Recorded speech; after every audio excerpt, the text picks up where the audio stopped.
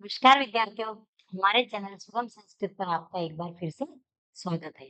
आज की क्लास में हम चतुर्थ पाठ को पढ़ने जा रहे हैं, जिसका की नाम है जननी तुल्य वत्सला, अर्थात माता का स्नेह सभी के लिए समान होता है। इससे पहले की जो हमारी क्लासेस है उसमें हमने एनसीईआरटी स्वयंपोषी के चैप्टर 1, 2 और 3 को अच्छे से एक्सप्लेन किया है। अगर आपने वो वीडियो नहीं देखी है तो जरूर देखिएगा। तो चलिए शुरू करते हैं आज की क्लास। चतुर्थ पाठ जिसका नाम है जननी तुल्यवत्सला। प्रस्तुतः पाठः महर्षि वेदव्यास विरचितस्य ऐतिहासिकग्रन्थस्य महाभारतस्य वन पर्व इत्यत्र गृहीतः। प्रस्तुत पाठ महर्षि वेद व्यास के द्वारा विरचित जो ऐतिहासिक ग्रंथ है महाभारत, वहां महाभारत की जो वन पर्व है वहां से इसको लिया गया है। यह तथा सर्वेषु प्राणिषु समदृष्टि भावना न बोधयति। ये जो कथा है यह सभी प्राणियों में समान दृष्टि यानी समानता की भावना का बोध कराती है। अस्याः अपि इप्सित् अर्थो अस्ति यत् समाजे विद्यमानान् दुर्बलान् प्राणिनः प्रत्यपि मातुः वात्सल्यं प्रकर्षणीयं भवति। यानी जो समाज में विद्यमान जितने भी प्राणी हैं, जो दुर्बल प्राणी हैं, उनके लिए माता का स्नेह एक अलग प्रकार से ही होता है। अर्थात जो माता होती है उसका सभी संतान के बीच प्रति जो स्नेह होता है वो समान होता है, लेकिन जो भी प्राणी है उनका जो दुर्बल संतान है उसके प्रति एक अलग ही वात्सल्य होता है। तो चलिए शुरू करते हैं।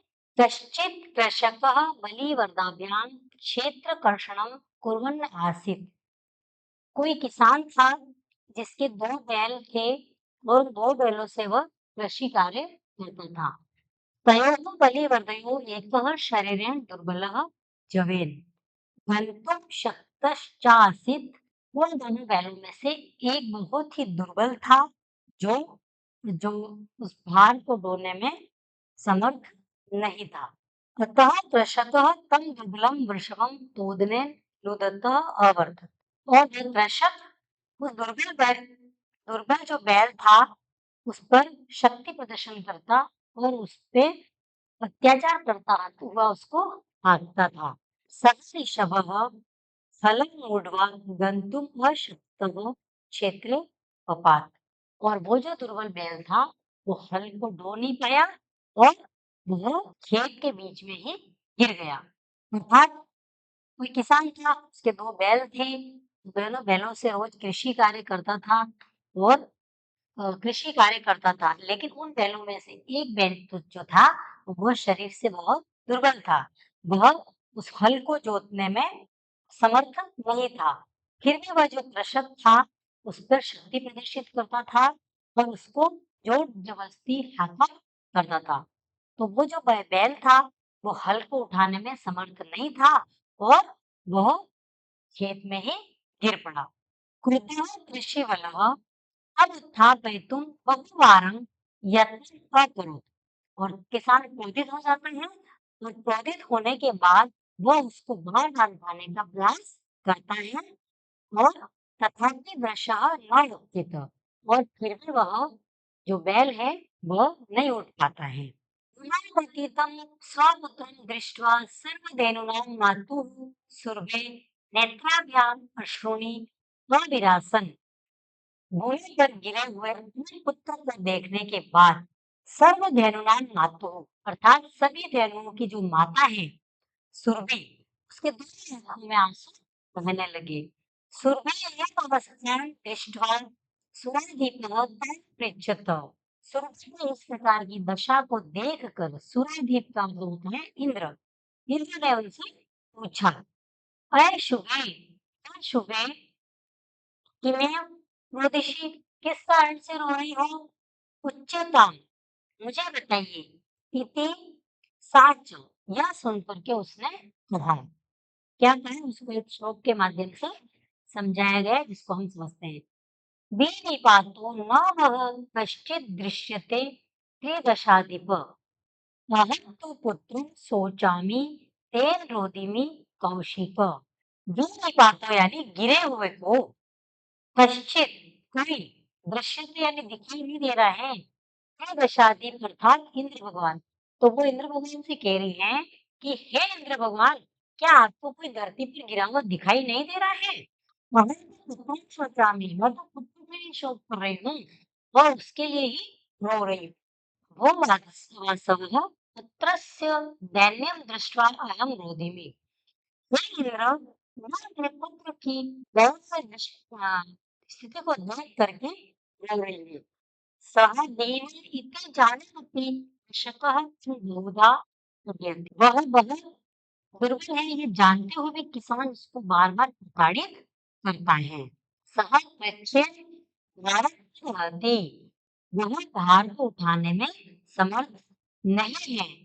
इतमेव दूरं वोढुं सः न शक्नोति। अन्य बैलों के समान दूरी को उठाने में, दूरी अर्थात जुआ जो बैल दोनों बैलों के बीच में कंधे पर रखा जाता है, उसको दूरी बोलते हैं या जुआ भी बोलते हैं। तो वोढुम यानी भार को उठाने में वो सक्षम नहीं है। एक जो भगवान पश्यति न, क्या आपको ये दिखाई नहीं देता है? इतना प्रकरण वच और वह उसके प्रति उत्तर देती है। इस प्रकार उनका कहती है, भद्रे नूनं सहस्राधिकेषु पुत्रेषु सत्स्वपि तम् अस्मिन्नेव एतादृशं वात्सल्यं कथम्? फिर वो इंद्र उसको उत्तर देते हैं कि हे भद्रे, निश्चय ही मुझे दिखाई दे रहा है। क्या दिखाई दे रहा है? सहस्राधिकेषु, 1000 पुत्रों से भी अधिक तुम्हारे पुत्र हैं, फिर भी तुम उस एक के लिए इतना वात्सल्य क्यों दिखा रही हो? इति इंद्रेण पृष्टासुरभिः प्रत्यवोचत्। इस प्रकार इंद्र के पूछने पर सुरभि उसको प्रत्युत्तर देती है। किसको देती है? इंद्र भगवान को। क्या देती हैं? चलिए नेक्स्ट स्लाइड पर मूव करते हुए पढ़ेंगे। यदि पुत्र सहस्रम में वात्सल्यम सर्वत्र सममेव में। यदि मेरे 1000 पुत्र हैं, फिर भी मेरा जो वात्सल्य प्रेम है सभी के लिए समान है। कौन कह रहा है ये? तो सुरभि कह रही है। दीन तनय देव, लेकिन फिर भी जो पुत्र दुर्बल है उसके लिए प्रकृत्या यदिका कृपा, उसके लिए मेरे मन में अत्यधिक कृपा है। प्राकृतिक रूप से मेरे मन में अत्यधिक कृपा है। कह रहे हैं कि यद्यपि मेरे 1000 पुत्र हैं, फिर भी मेरा सभी के प्रति समान स्नेह भाव है। फिर भी जो दीन पुत्र है, उसके लिए मेरे मन में एक प्राकृतिक जो कृपा है, वो बनी हुई है। बहुत सत्यानि में स्थिति सत्यम। ये बात सच है कि मेरे बहुत संतान हैं। बहनें वापिस बोल रही हैं कि ये बात सच है कि मेरे बहुत सारे संतान हैं।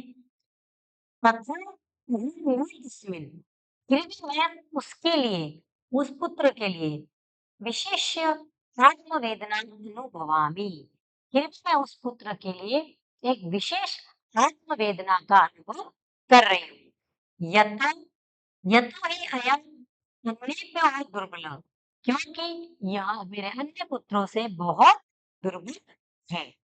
सर्वेषु पत्नीषु जननी तुल्यवत्सला एव। सभी संतानों में जननी की समान वात्सल्य भावना होती है। तथापि दुर्बल सुते मातुः अभ्यधिका कृपा सहजीव। कह रही है कि सभी पुत्रों में माता की तुल्य भाव समान और वात्सल्य भावना होती है। फिर भी अगर कोई दुर्बल पुत्र है तो माता के मन में उसके प्रति स्वाभाविक प्रेरणा होती है।